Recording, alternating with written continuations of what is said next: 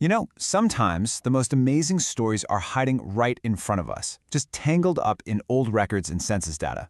Today, we're going to put on our detective hats and untangle a historical knot that has tripped up researchers for years, the case of Gideon Cook and his 3 wives. So this is our guy, Jefferson Gideon Cook. He lived a long life from 1845 to 1931. I mean, he saw the Civil War, the turn of the century, the whole shebang. And at first glance, his life seems pretty straightforward in the records.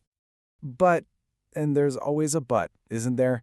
When you start digging a little deeper, things get, well, messy. Family trees, public records, they all paint this really confusing picture of his marriages. The question isn't if he was married, it's to whom and in what order. So here's the heart of the mystery. The records show a Mary, then a Martha, and then another Mary.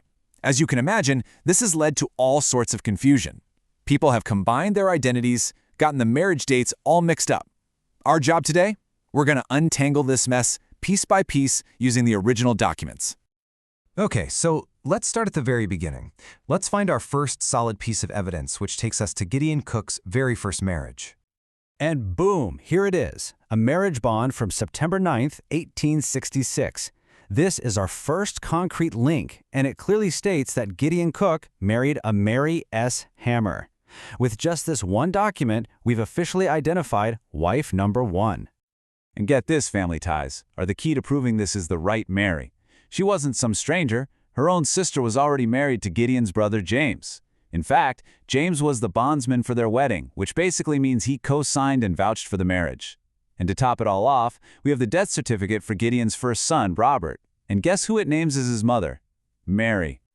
But then the story takes a really sad turn. Just a few years later, you look at the 1870 census, and both Mary and her sister, they've just vanished from the Cook family records. With no mention of divorce, the most likely and tragic explanation is that they both passed away, leaving Gideon a young widower with a little boy.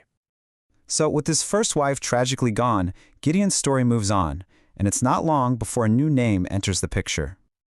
Okay, remember that 1870 census where Mary Hamer was missing? Well, in that same record, we find Gideon living with his son Robert and a new woman, a Martha Cook. This is our very first hint that there might be a second wife. So you've got to ask the question, right? Who is this Martha? Is she a new bride? Or is she just a relative? Or maybe a housekeeper who's there to help take care of his son? Just looking at the census, you really can't be sure. And this right here is such a great lesson in genealogy. Knowing where to look is everything. The answer wasn't in the local county marriage book where you'd expect it to be. No, it was hiding in a completely different kind of record. And here is our breakthrough. A state-compiled marriage index shows that a J.G. Cook married Martha A. Hale on October 30th, 1869. That's before the census was taken.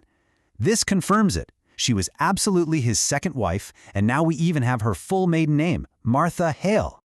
And if you need more proof, we've got it. The death certificates for 2 of their kids, J.G. Cook Jr. and Martha Ann Cook, explicitly name their mother as Martha Ann Hale. I mean, it doesn't get more airtight than that. And here's a detail that, wow, it really just grounds this whole search in such raw human emotion. Gideon himself was the informant on his own daughter Martha's death certificate. He's the one who had to provide the information, naming her mother, his late wife. You can just feel the weight of that loss right there in the record. And tragically, it seems history repeated itself. Martha must have also passed away, leaving Gideon a widower for a second time, now with even more children to raise. And that leads us to the final chapter of this puzzle. And once again, it's a marriage record that gives us the breakthrough. On October 14th, 1884, Gideon Cook got married for a third and final time. And her name, Mary J. Elliott. This is our second Mary, the one that caused all that confusion. And check this out. The 1900 census lines up perfectly. It shows Gideon and Mary living together.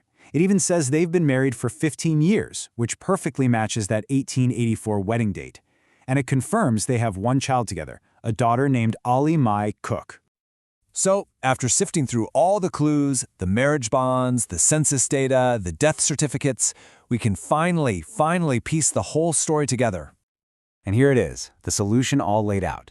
3 different women, 3 different marriages, each one backed up by solid proof. First, Mary Hammer, then Martha Hale, and finally, Mary Elliott.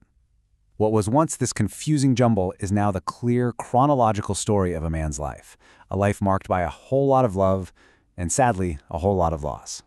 But just when you think you've tied it all up in a neat little bow, history likes to remind you that it's always a little bit messy. Let's look at one final little wrinkle.